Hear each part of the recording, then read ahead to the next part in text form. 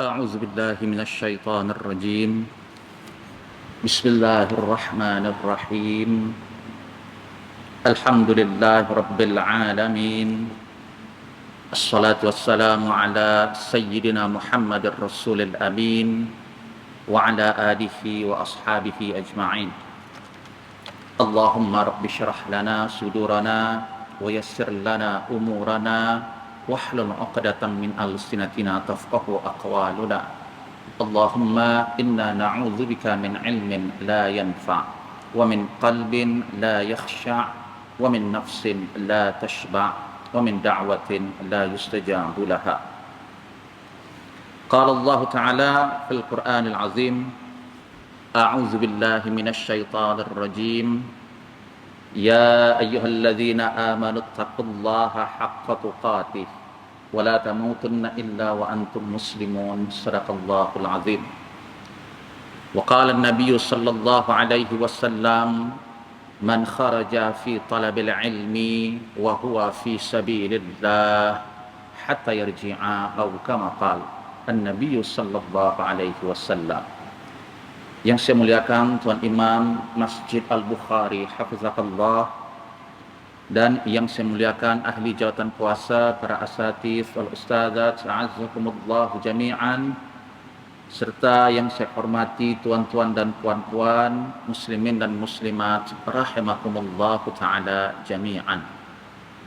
Alhamdulillah, puji syukur kita panjatkan hadirat Allah Subhanahu wa ta'ala, yang mana pada malam hari ini kita masih lagi diberi oleh Allah peluang dan kesempatan untuk dapat hadir ke rumahnya yang mulia ini, khususnya melaksanakan salat fardu maghrib secara berjamaah. Dan marilah kita memohon dan bermunajat kepada Allah Subhanahu wa taala agar supaya setiap ibadah yang kita tunaikan dan kerjakan, khususnya salat fardu maghrib yang baru sahaja kita tunaikan, ianya mendapat taufik, ianya mendapat keridaan serta diterima oleh Allah Subhanahu wa taala. Amin, amin ya rabbal alamin. Tuan-tuan dan puan-puan yang dirahmati Allah sekalian, kita masih lagi membicarakan tentang wasiat Rasulullah sallallahu alaihi wasallam berkenaan dengan al-amru bil ma'ruf wan nahyi 'anil munkar, yaitu amar ma'ruf serta nahi munkar. Kenapa pentingnya kita membicarakan hadis khususnya berkenaan dengan amar ma'ruf dan nahi munkar ni? Ianya adalah pertama sekali untuk mengingatkan kepada kita semua bahawa amar ma'ruf dan nahi munkar ini merupakan kategori daripada ibadah. Amar ma'ruf dan nahi munkar merupakan satu di antara ibadah yang dituntut oleh Allah ke atas hambanya. Dan ibadah seperti kita maklum, ianya merupakan sebab dan asas utama kenapa Allah menciptakan makhluk, khususnya manusia dan juga jin. Allah berfirman, a'udzubillahi minasyaitanir rajim, wa ma khalaqtul jinna wal ins illa liya'budun. Shadaqallahul azim. Aku tidak menciptakan, kata Allah, manusia dan juga jin, melainkan tujuan utamanya, hikmah kenapa aku menciptakan jin dan manusia, pertama-tama adalah supaya mereka menyembahku, supaya mereka beribadah kepadaku. Ibadah dalam mafhum yang luas, dalam perspektif Islam. Dan itu sahaja, maknanya bukan hanya amar ma'ruf dan nahi munkar ini kategori daripada ibadah, ia juga merupakan perkara yang dapat menyelamatkan manusia ini daripada kerugian. Kerugian sudah pasti apabila berlaku kepada hamba, khususnya pada hari kiamat, maka tentulah azab yang akan mereka terima. Allah menegaskan dalam surah Al-'Asr, a'udzubillahi minasyaitanir rajim, wal 'asr innal insana lafi khusr illa allazina amanu wa 'amilus salihat wa tawasaw bil haqq wa tawasaw bis sabr. Bahwa demi makhluk Allah bersumpah, iaitu masa, manusia ini pasti dalam keadaan rugi, kecuali yang pertama orang-orang yang beriman kepada Allah dan juga beriman kepada rukun-rukun iman yang telah ditetapkan oleh syarak. Yang kedua, mereka yang melakukan amalan-amalan saleh. Yang ketiga, mereka yang suka menyebarkan dan saling menyampaikan perkara yang hak dan saling menyampaikan perkara yang sabar. Jadi menyampaikan perkara yang hak ini merupakan salah satunya adalah amar ma'ruf dan juga nahi munkar. Juga tuan-tuan dan puan-puan yang dirahmati Allah, pentingnya kita mempraktiskan ataupun mengamalkan apa yang diarahkan oleh Rasulullah, yaitu amar ma'ruf dan nahi munkar ini, yaitu supaya kita terhindar daripada azab Allah, daripada kemurkaan dan juga hukuman daripada Allah Subhanahu wa taala. Maknanya, apabila amar ma'ruf dan nahi munkar tidak ditegakkan di atas muka bumi ini khususnya, maka dibimbangi, ditakuti akan tersebar luaslah perbuatan maksiat dan dosa di atas muka bumi ini. Sebab apa? Sebab setiap manusia memikirkan agamanya masing-masing tanpa memperdulikan agama saudaranya yang lain. Jadi kata Rasulullah SAW, yang mana hadis ini menegaskan kepada kita, satu di antara penyebab utama Allah turunkan azab di atas muka bumi ini, kalau saya tanya kepada kita semua tuan-tuan dan puan-puan yang dirahmati Allah, wabak ataupun virus yang masih lagi melanda dunia sampai saat ini, adakah anda confirm bahwa itu bukan azab daripada Allah? Tak ada siapa yang dapat memastikannya. Benar, antara azab dan musibah ini adalah perkara yang agak dekat, tetapi beda hukumnya. Kalaulah wabak ini merupakan azab daripada Allah, bermakna ianya adalah hukuman atas perbuatan dosa dan maksiat yang dilakukan oleh manusia. Kalaulah musibah yang Allah turunkan dalam bentuk wabak corona ini, maka bersyukur kita kepada Allah, karena musibah itu tujuan utamanya adalah untuk menguji hamba. Dan ujian yang Allah berikan kepada hamba yang beriman tak lain dan tak bukan adalah untuk apa? Untuk menghapus dan mengangkat dosa-dosa mereka. Jadi sama ada wabak yang melanda dunia pada saat ini ianya musibah ataupun azab, hanya Allah sahaja yang maha mengetahuinya. Tetapi yang pasti, ketika kita berbicara tentang kemaksiatan, banyak sekali kategori dan jenis-jenis maksiat. Cukuplah saya katakan perbuatan maksiat seperti zina dan juga riba. Kalau saya tanya juga kepada kita semua tuan-tuan dan puan-puan dirahmati Allah, sudahkah kita confirm saat ini, sebelum ini, bahwa harta yang kita cari, harta yang kita miliki, harta yang dimiliki oleh anak, keluarga, saudara-saudara kita, confirm betul-betul tidak ada unsur riba di dalamnya? Sudahkah pasti ketika kita bermuamalat dengan muamalat seperti bank konvensional dan juga bank-bank ataupun apa sahaja, ya, pertubuhan ataupun keuangan yang kita menanam saham dan lain sebagainya, sudah kita benar-benar lakukan perkara itu taat mengikut syarak ataupun tidak? Kemudian zina dengan semua jenisnya. Zina mata, zina lidah, zina telinga, zina tangan, zina hati, dan zina kemaluan. Sudah confirm kita tidak pernah melakukan zina? Kenapa saya bicara seperti ini? Karena Nabi mengatakan bahwa idza zahara az-zina war-riba fi qaryatin faqad ahallu bi anfusihim azaballah atau kama qala. Apabila sudah jelas, apabila sudah meluas perbuatan zina dan riba dalam satu kampung, satu tempat, maka kata Rasulullah, perbuatan dosa dan maksiat ini secara tidak langsung mengundang azab Allah. Mengundang azab Allah.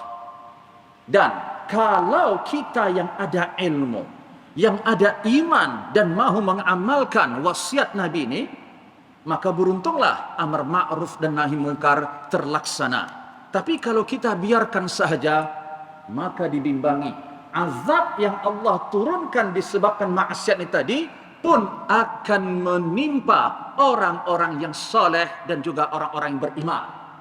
Maknanya tuan-tuan dan puan-puan yang dirahmati Allah, jangan kita menyangka, jangan kita mengira bahwa perbuatan maksiat kalau ianya mengundang azab Allah, dan azab Allah ini hanya mengenai orang-orang yang melakukan maksiat sahaja, tidak. Bahwa azab yang Allah turunkan disebabkan perbuatan maksiat ini akan menimpa seluruh makhluk, termasuk juga orang-orang yang saleh. Apa dalilnya?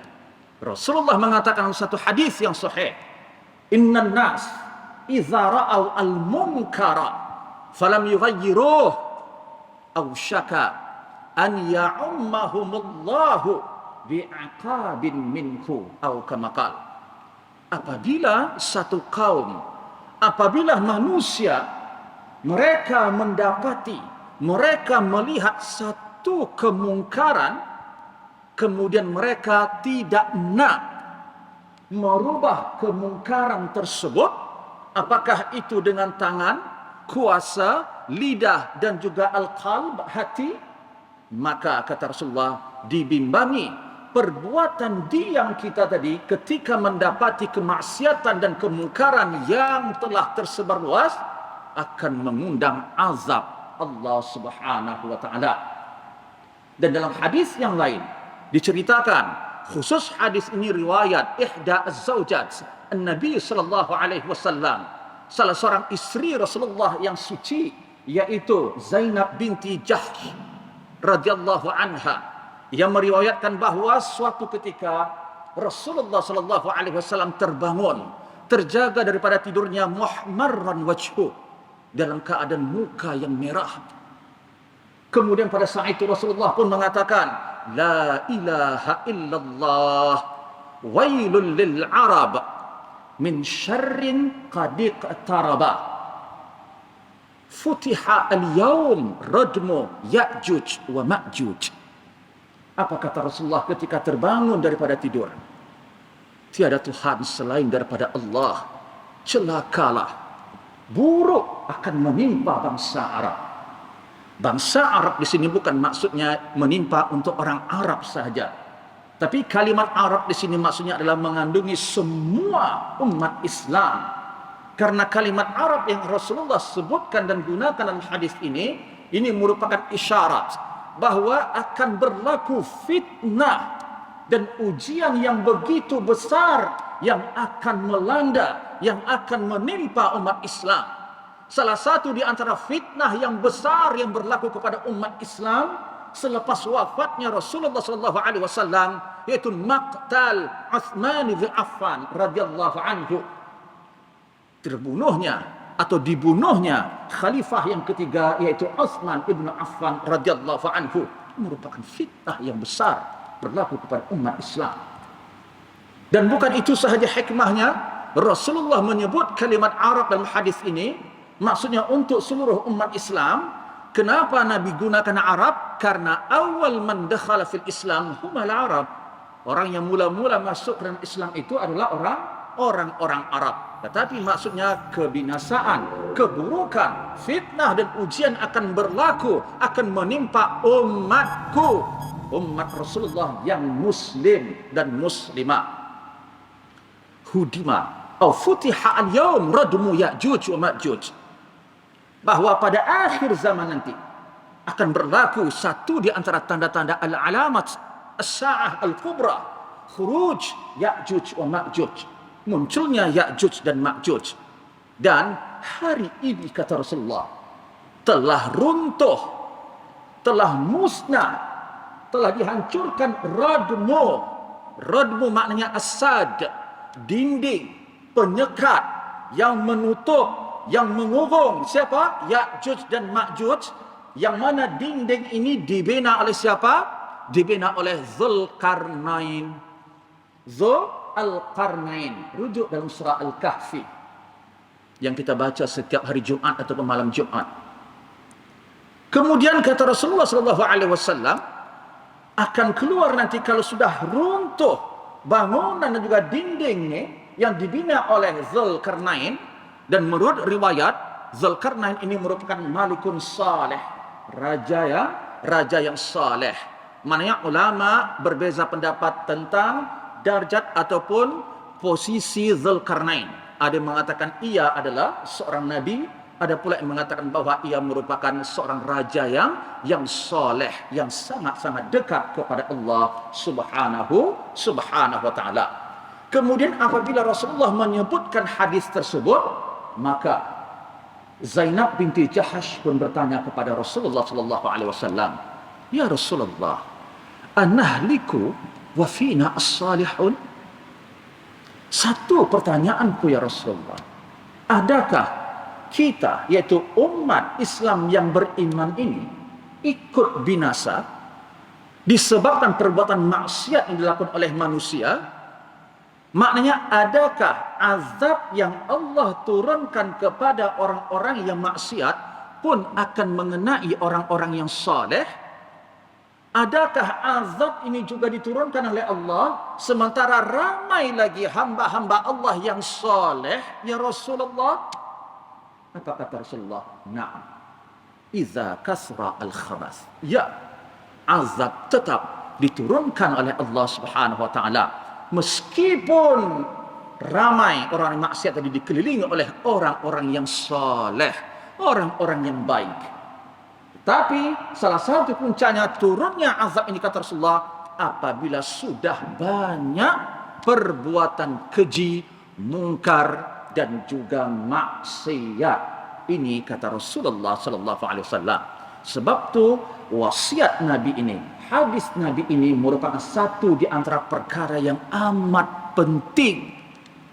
Maknanya di sini kita diajarkan untuk tidak mementingkan diri kita sendiri, untuk tidak hanya memikirkan akhirat dan agama kita sendiri, melainkan kita dituntut untuk menyampaikannya kepada orang lain. Tuan-tuan dan puan-puan dirahmati Allah, apa yang dimaksud dengan al-ma'ruf dan apa yang dimaksud dengan al-munkar? Supaya kita terang, supaya kita jelas, wasiat Nabi berkenaan dengan amar ma'ruf dan nahi munkar ni, amar maknanya perintah, menyuruh. Nahi maknanya mencegah, melarang. Apa yang dimaksud dengan ma'ruf? Menyuruh perkara yang ma'ruf, menghalang dan melarang serta mencegah perbuatan yang mungkar. Jadi perlu kita jelas terlebih dahulu apakah yang dimaksud dengan perkataan ma'ruf dan apa pula yang dimaksud dengan perkataan mungkar. Ma'ruf ataupun kalimat al-ma'ruf ianya memiliki makna yang sangat luas. Wasi'atud dilalah, memiliki makna yang sangat luas. Di antara makna al-ma'ruf ni tadi adalah kullu ma amara Allahu wa rasuluhu bihi yusamma fi'luhu ma'rufan wa tarkuhu munkaran, wa kullu ma nahallahu anhu yusamma tarkuhu ma'rufan wa fi'luhu munkaran. Jadi maksud ataupun makna daripada kalimat ma'ruf adalah segala sesuatu yang diperintahkan oleh Allah dan juga Rasulullah sallallahu alaihi wasallam, maknanya adalah perbuatan ma'ruf. Maknanya setiap perbuatan yang Allah perintah dan Rasulullah perintah, maka perbuatan yang kita lakukan berdasarkan perintah Allah dan perintah Rasulullah ini adalah ma'ruf. Dan perbuatan yang diperintah oleh Allah ni tadi dan juga yang diperintah oleh Rasulullah ni tadi, kalau kita abaikan, kalau kita tinggalkan, maka ianya dinamakan mungkar. Begitu juga semua perkara yang dilarang oleh Allah dan juga yang dilarang oleh Rasulullah sallallahu alaihi wasallam, maka meninggalkan perbuatan yang dilarang oleh Allah dan Rasulullah itu maksudnya adalah meninggalkan perkara yang mungkar, ataupun ketika kita meninggalkan perkara tersebut, ini namanya kita meninggalkan ma'rufan wa fi'luhu munkaran. Jadi orang yang meninggalkan perbuatan dilarang oleh Allah, ini namanya melakukan perbuatan yang ma'ruf, dan orang yang melakukan perbuatan yang dilarang oleh Allah. Jadi ada dua. Orang yang melakukan perbuatan yang dilarang oleh Allah, ini namanya mungkar. Mereka yang meninggalkan perkara yang dilarang oleh Allah dan Rasulullah, ini namanya ma'ruf. Jadi terbalik. Perbuatan amar ataupun ma'ruf dan mungkar ini maksudnya adalah kita melaksanakan semua perintah Allah dan juga Rasulullah, serta meninggalkan semua larangan Allah serta Rasulullah sallallahu alaihi wasallam. Adapun perkara ma'ruf yang wajib dilaksanakan oleh hamba Allah yang mukallaf di atas muka bumi ini, seperti apa? Seperti salat 5 waktu, seperti mengeluarkan dan menunaikan zakat, seperti berbakti dan juga mentaati serta menghormati kedua ibu dan ayah, seperti menghubungkan tali silaturrahim. Ini perkara yang ma'ruf yang dituntut oleh Allah ke atas hamba-hambanya. Termasuk juga perkara ma'ruf yang dituntut oleh Allah ke atas hambanya adalah menghormati jiran, menghormati tetamu, termasuk juga menyebar luaskan salam, yaitu mengucapkan assalamualaikum, termasuk juga menolong orang-orang yang dizalimi dan juga yang menzalimi. Jadi ini adalah perkara yang ma'ruf. Maknanya perkara yang ma'ruf adalah perkara yang diperintah oleh Allah dan juga Rasulullah sallallahu alaihi wasallam. Perkara yang Allah perintah ini tadi termasuklah juga salat 5 waktu, termasuklah juga puasa di bulan Ramadan, dan juga perintah-perintah yang telah Allah nyatakan melalui Al-Quran dan juga sunnah Rasulullah sallallahu alaihi wasallam. Kemudian antonim ataupun lawan daripada perbuatan ma'ruf ini adalah mungkar. Yang mana mungkar ini tadi maksudnya ma'angkarahu asyara'u, setiap perkara yang diingkari, yang dilarang oleh syarak. Maknanya perbuatan mungkar ini adalah perbuatan yang wajib ditinggalkan. Kalau dilakukan, maka hukumnya adalah haram dan juga berdosa. Apakah perbuatan-perbuatan mungkar yang patut kita jauhi? Tentulah di antaranya dosa-dosa dan juga maksiat. Dosa-dosa ini tuan-tuan yang dirahmati Allah, ianya terbahagi kepada dosa-dosa besar dan juga dosa-dosa kecil. Dosa-dosa besar dan dosa-dosa kecil ini pun terbahagi kepada dua. Ada dosa-dosa besar yang boleh kita nampak dengan mata dan panca indera. Ada pula dosa-dosa besar yang kita tak nampak, yang tidak boleh dilihat oleh mata dan dirasa oleh panca indera kita. Dosa-dosa besar, kata Rasulullah, di antaranya ijtanibu as-sab'a al-mubiqat, jauhi, kata Rasulullah, 7 dosa-dosa besar. Di antaranya asyirku billah, syirik kepada Allah. Ini dosa besar, tapi sifatnya batini, ideologi. Ini sifatnya tak nampak. Kemudian as-sihr, melakukan perbuatan sihir. Ini juga perbuatan dosa besar, kata Rasulullah. Begitu juga dosa besar ini tadi, apa dia? Aklur riba, memakan riba. Aklu malil yatim, memakan harta anak yatim. Dan begitulah seterusnya dosa-dosa dan juga maksiat yang dikategorikan dosa besar. Jadi maksud dosa besar di sini adalah bahwa dosa tersebut kalau kita lakukan, ianya memerlukan kepada at-taubah an-nasuha.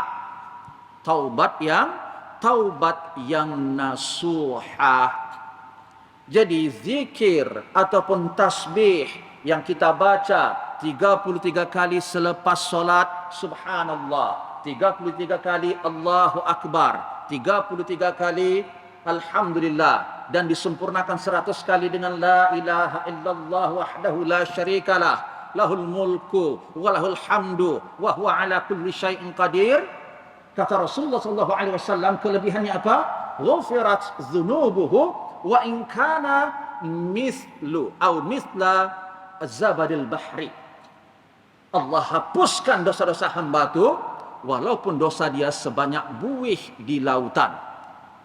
Maknanya menurut ulama, khususnya ulama hadis, yang dimaksud dosa yang dihapus di sini adalah dosa-dosa kecil. Karena dosa-dosa besar tidak cukup dengan bertasbih, bertahmid dan bertakbir itu sahaja selepas solat. Perlulah apa? At-taubah an-nasuha. Taubat, saya ulang sekali lagi tuan-tuan, tidak sama dengan istighfar. Terdapat perbezaan antara istighfar dan juga taubat. Orang yang beristighfar belum tentu bertaubat. Orang yang bertaubat belum tentu ia dikatakan orang yang beristighfar. Jadi Nabi suruh kita nih buat dua-dua, istighfar dan bertaubat. Kata Rasulullah, ya ayyuhan nas tubu ilallah wastaghfiruh. Nabi menyebut dalam hadisnya, wahai seluruh manusia, bertaubatlah kamu kepada Allah dan beristighfar, meminta ampun kepada Allah. Jadi salah satu perbezaan antara taubat dan istighfar, kalau taubat ini merupakan amal kalbi, amalan yang perlu dilakukan oleh hati, akal, jiwa, sementara istighfar adalah amalan yang perlu dilakukan khususnya melalui lidah ataupun fizikal, seperti sedekah dan juga perbuatan-perbuatan yang baik dan juga perbuatan soleh. Karena perbuatan-perbuatan yang soleh dan yang baik ini dapat menghapus kesalahan dan juga dosa. Kata Rasulullah SAW, wa atbi'is sayyi'atal hasana tamhuha. Jadi tuan-tuan dan puan-puan dirahmati Allah, melakukan perkara yang ma'ruf, ini maknanya kita telah melaksanakan perintah Allah dan perintah Rasulullah. Menjauhi perkara yang mungkar, ini maknanya kita telah meninggalkan perkara yang dilarang oleh Allah dan juga Rasulullah. Perkara yang dilarang oleh Rasulullah ini tentulah hukumnya maksiat dan juga dosa. Dan maksiat serta dosa ini ada maksiat yang nampak, ada maksiat yang tak nampak. Dosa, ada dosa yang besar yang tidak hanya cukup melakukan amalan soleh dan istighfar sahaja, tetapi perlulah dengan taubat an-nasuha, dan juga ada pula ya istighfar ataupun dosa yang dilakukan oleh hamba ini tadi, hukumnya adalah dosa-dosa kecil. Jadi jelas ya apa yang dimaksud dengan ma'ruf dan juga apa yang dimaksud dengan al-munkar. Perbuatan amar ma'ruf dan nahi munkar ianya dirakamkan oleh Allah di dalam Al-Quran serta disampaikan ataupun telah dipraktiskan oleh Rasulullah melalui sunnahnya. Maknanya amar ma'ruf dan nahi munkar ini merupakan perkara yang telah dinyatakan oleh Allah di dalam Al-Quran dan juga sunnah Rasulullah sallallahu alaihi wasallam.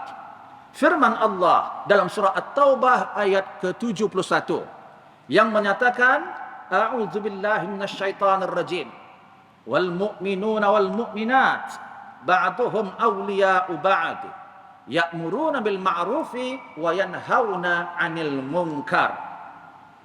Orang-orang yang beriman, lelaki dan juga perempuan, mereka adalah orang-orang yang saling menolong antara satu dengan yang lainnya. Dan juga orang-orang yang beriman, lelaki dan perempuan, salah satu sifat mereka ini adalah suka menyampaikan perkara yang ma'ruf dan mencegah perkara yang mungkar. Maknanya, kalau kita perhatikan daripada ayat ini, seolah-olah orang yang tidak mahu menyampaikan perkara ma'ruf dan tidak sudi mencegah perkara mungkar, maka mereka ini tidak layak tergolong daripada sifat-sifat orang yang beriman. Nampak? Tuan-tuan dan puan-puan dirahmati Allah. Tidak cukup Anda nak mengatakan saya beriman kepada Allah, cukup dengan saya menjaga diri saya, akhirat saya sahaja.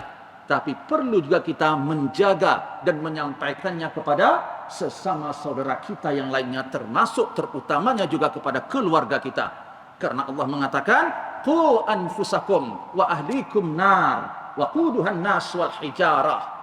Pelihara dirimu dan keluargamu daripada api neraka Allah. Daripada api neraka Allah yang bahan bakarnya daripada batu dan manusia itu sendiri. Kenapa batu? Ada tafsirnya, tuan-tuan. Ada sifat, ya, kedahsyatan dan kesakitan yang dimiliki oleh batu yang dibakar oleh Allah. Kalau Anda belajar tafsir Al-Quran, ini dalam surah Al-Baqarah sudah dijelaskan kenapa Allah gunakan batu sebagai pembakar jasad manusia yang maksiat yang dihumban ke dalam neraka Allah. Ada sifat dan juga hikmahnya. Sangat dahsyat rupanya apabila batu ini sudah menjadi bara.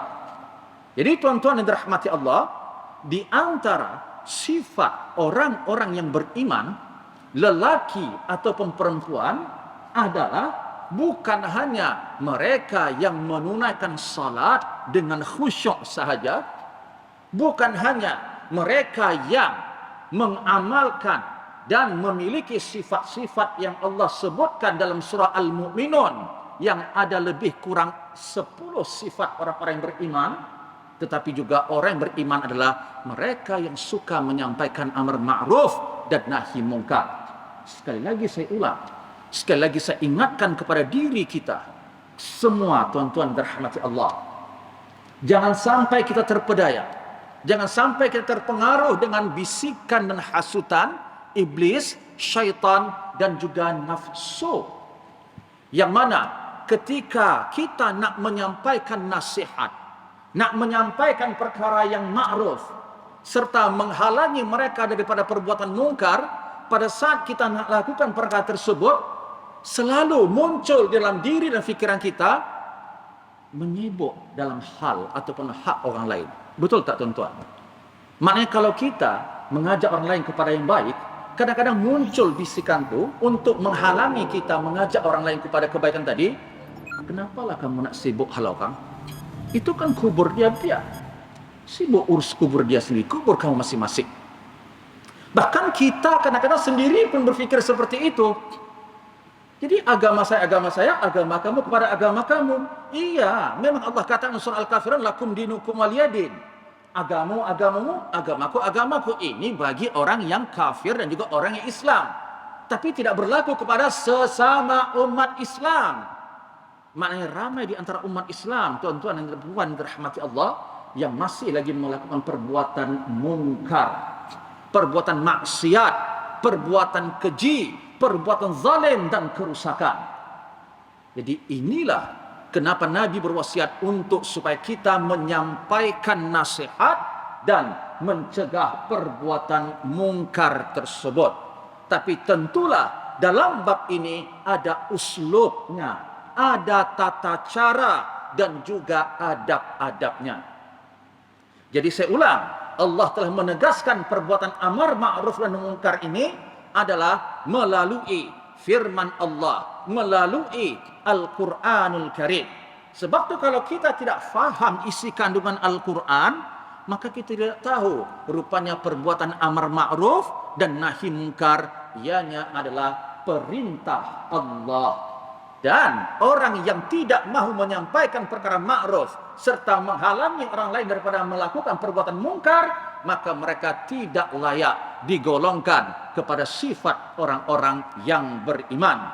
Bahkan Al-Imam Al-Qurtubi di dalam tafsirnya Al-Jami' li Ahkamil Quran yang mengatakan bahwa Allah melalui ayat ini menegaskan, menjadikan amar ma'ruf dan nahi mungkar ini pembeza di antara orang yang beriman dan juga orang yang munafik. Ya Allah. Jadi kata Al-Imam Al-Qurtubi di dalam tafsirnya mentafsirkan ayat ataupun surah At-Taubah ayat 71 ini, maksud ayat ini adalah yang membezakan sifat orang yang beriman dan orang yang munafik. Tengok, dia suka tak menyampaikan nasihat, dia suka tak menyampaikan amar ma'ruf dan menghalangi orang lain daripada melakukan perbuatan mungkar. Contohnya, perbuatan mungkar tak usahlah ya orang luar, keluarga sendiri. Kita mendapati keluarga kita, adik-beradik atau siapapun ahli keluarga kita, wal'iyazubillah min zalik, mereka yang, mohon maaf tuan-tuan dan puan dirahmati Allah, tidak menutup aurat dengan sempurna contohnya. Kita pun segan nak melarang perbuatan mereka tadi itu. Maknanya kita segan nak menyampaikan perkara ma'ruf, bahwa yang kamu lakukan ini adalah perkara yang diharamkan oleh Allah. Lakukanlah perintah Allah untuk menutup auratmu. Tapi kita berat nak sebutkan benda ni. Begitu juga dalam bab-bab yang lainnya, terutamanya dalam bab solat 5 waktu, dalam solat Jumaat.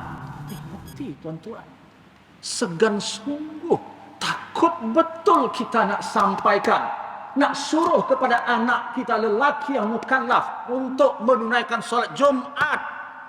Kita sanggup biarkan ia berada dalam biliknya, sibuk dengan dunianya, sehingga kita tak ingatkan dia tentang solat Jumaat tu. Ya Allah. Sebab apa? Segan, takut kecil hati nanti. Banyak lagi perkara-perkara yang mungkar yang perlu kita cegah. Banyak lagi perkara-perkara yang ma'ruf yang perlu kita suruh, yang perlu kita minta ke atas mereka, terutamanya ke atas diri kita untuk kita lakukan. Jadi kalau kita tahu perkara itu ma'ruf dan tahu perkara itu mungkar, dapat di hadapan kita orang melakukan perkara tersebut, perbuatan mungkar contohnya, tidak kita halangi, maka kita dikategorikan orang yang munafik. Dan munafik ini ada munafik akidah, ideologi, dan ada pula munafik secara perbuatan. Ala kullin hal, apapun yang nak disampaikan di sini, bahwa melalui ayat ini jelas sekali kalau kita nak tergolong daripada orang-orang yang beriman. Orang-orang yang beriman adalah orang-orang yang selamat daripada kerugian yang Allah katakan dalam surah Al-Asr. Maka pastikan kita merupakan di antara hamba Allah yang suka menyampaikan perkara ma'ruf dan juga perkara mungkar. Kalimat mukminat yang Allah sebut dalam surah At-Taubah ayat 71 ini jelas merupakan argumen dan juga hujjah serta dalil bahawa melakukan atau menyampaikan perkara ma'ruf, mencegah perkara mungkar, ini bukan hanya diwajibkan, dituntut ke atas lelaki sahaja, melainkan menyampaikan amar ma'ruf dan nahi mungkar ini juga dituntut ke atas perempuan, hasba wujidat al-istita'ah, mengikut kemampuan dan kesanggupan mereka. Dalam ayat yang lain Allah menyatakan dalam surah Ali Imran ayat 114, firman Allah, a'udzu billahi minasyaitonir rajim, wal takum minkum ummatin yad'una ilal khairi wa ya'muruna bil ma'rufi wa yanhauna 'anil munkar wa ulaika humul muflihun. Shadaqallahul azim. Kata Allah, hendaklah engkau wal takum minkum, daripadamu, yaitu hamba-hambaku, hendaklah terdapat daripada kamu golongan umat yang mahu mengajak kepada kebaikan, menyuruh kepada perbuatan yang ma'ruf, dan menghalangi mereka daripada melakukan perbuatan yang mungkar.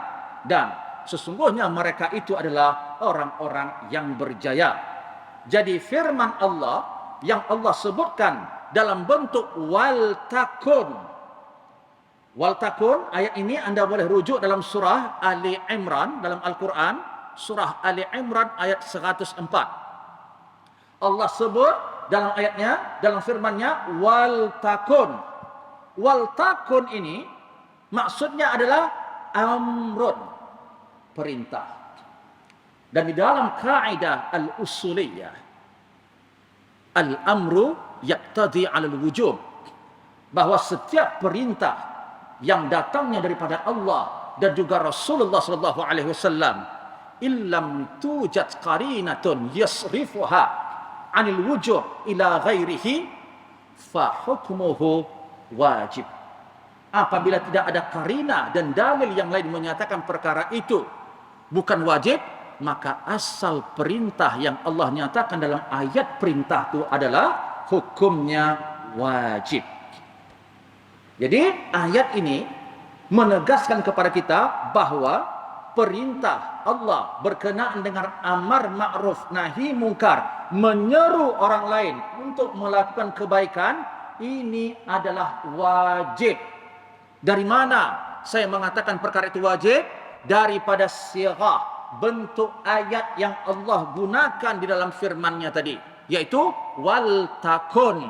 Kalimat lam ini maksudnya adalah dalam ilmu nahwi lamul amar. Kemudian takun ini merupakan fi'il mudhari' majzum bilamil amar. Apabila fi'il mudhari' verb yang present tense ianya didahului oleh lamul amar, lam yang maksudnya perintah, maka verb ataupun perbuatan tersebut hukumnya adalah perintah, dan perintah itu hukumnya adalah wajib. Bukan hanya itu, ayat ini juga menjelaskan kepada kita bahwa keselamatan, kejayaan orang-orang yang beriman ini juga terletak ataupun diiringi dengan apa?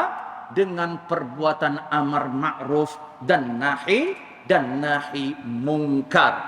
Jadi dalam ayat ini kalau kita simpulkan, maka orang-orang yang beriman ini tidaklah benar-benar selamat dunia dan akhirat kalau orang-orang beriman ini tidak mahu mengajak orang lain kepada kebaikan, menyampaikan kepada perbuatan yang ma'ruf, dan menghalangi mereka daripada perbuatan yang mungkar. Meskipun tuan-tuan, ketika anda menyampaikan nasihat dan amar ma'ruf tadi, mencegah perbuatan yang mungkar tadi, ada respon ataupun sikap yang negatif daripada orang yang anda sampaikan tadi. Contohnya ia mengatakan, kenapa nak sibuk sangat urusan saya? Ini kan kubur saya, akhirat saya itu hak saya. Maka adakah anda berhenti? Tidak. Tetap kita sampaikan. Tetapi perlu diingat, menyampaikan amar ma'ruf dan nahi mungkar tadi juga kita katakan ada uslubnya, ada caranya, dan ada peringkat step-stepnya. Dan juga perkara amar ma'ruf dan nahi mungkar ini ianya hanyalah berkenaan dengan yang zahir. Maksudnya kita hanya dapat menyampaikan nasihat melalui tangan, lidah dan hati. Apabila tidak diikuti oleh orang yang dinasihati tadi, maka perkara itu kembali kepada Allah.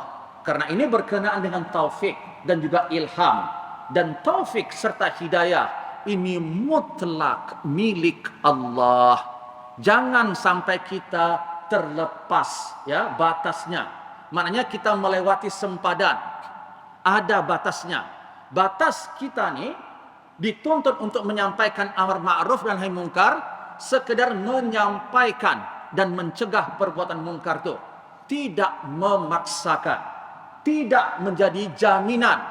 Maknanya Anda wajib menjamin bahwa orang yang melakukan perbuatan mungkar ini kena tinggalkan kemungkaran itu. Tidak ada hak Anda di situ. Sebab perkara ini kembali dengan apa? Dengan hati orang yang melakukan perbuatan maksiat tadi. Seperti sebelum ini yang saya nyatakan contohnya. Mohon maaf, bukan nak merendahkan orang yang disayangi oleh Rasulullah secara insaniah. Pakciknya Abu Talib. Termasuk juga nabi-nabi seperti Nabi Nuh, yang anaknya, sebahagian daripada anaknya ikut tenggelam oleh tufan dan badai yang Allah hantar untuk membinasakan kaumnya. Maknanya kaum Nabi Nuh sini yang salah satu termasuk ingkaran maksiat kepadanya adalah sebahagian daripada anak Nabi Nuh. Di sini nak menyatakan kepada kita, seorang nabi pun tidak mampu membuka pintu taufik hidayah kepada mana-mana manusia yang dia kasihi, termasuk juga kepada anaknya sendiri, termasuk juga Nabi Muhammad SAW yang merupakan anak saudara kandung Abu Talib pun tidak mampu membukakan pintu taufik hidayah Islam bagi pakciknya. Nabi hanya mampu menyampaikan amar ma'ruf serta nahi dan mungkar. Wallahu a'lam bissawab. Insyaallah pertemuan berikutnya kita akan bincang pula amar ma'ruf dan nahi mungkar yang ditegaskan oleh Rasulullah SAW melalui hadisnya ataupun melalui sunnah Rasulullah SAW. Dan juga pada pertemuan berikutnya kita akan bincang nanti apakah step-step yang perlu kita ketahui dan perlu kita lakukan ketika menyampaikan amar ma'ruf, dan juga step-step yang perlu kita ketahui dan perlu kita lakukan ketika kita nak mencegah perbuatan mungkar. Ada syarat-syaratnya, ada ilmunya. Jadi bukan sembarang nak sampaikan amar ma'ruf dan nahi mungkar. Wallahu a'lam bissawab. Kita baca kafaratul majlis. Bismillahirrahmanirrahim. Subhanakallahumma bihamdik, asyhadu an la ilaha illa anta, astaghfiruka wa atubu ilaik. A'udzu billahi minasyaitonir rajim. Bismillahirrahmanirrahim. Alhamdulillahi rabbil alamin. Wassalatu wassalamu ala asyrafil anbiya'i wal mursalin wa ala alihi wa ashabihi ajma'in. Allahumma ighfir lana dzunubana wa liwalidina warhamhum kama rabbana shighara. Allahumma rabbana zidna 'uluman wa tanfa'una fid din wad dunya wal akhirah. Allahumma ya muqallib al-qulub tsabbit qulubana ala dinik wa ta'atik ya rabbal alamin. Rabbana atina fid dunya hasanah wa fil akhirati hasanah wa qina azaban nar. Wa sallallahu ala sayyidina Muhammad wa ala alihi wa ashabihi ajma'in. Walhamdulillahi rabbil alamin. Assalamualaikum warahmatullahi wabarakatuh.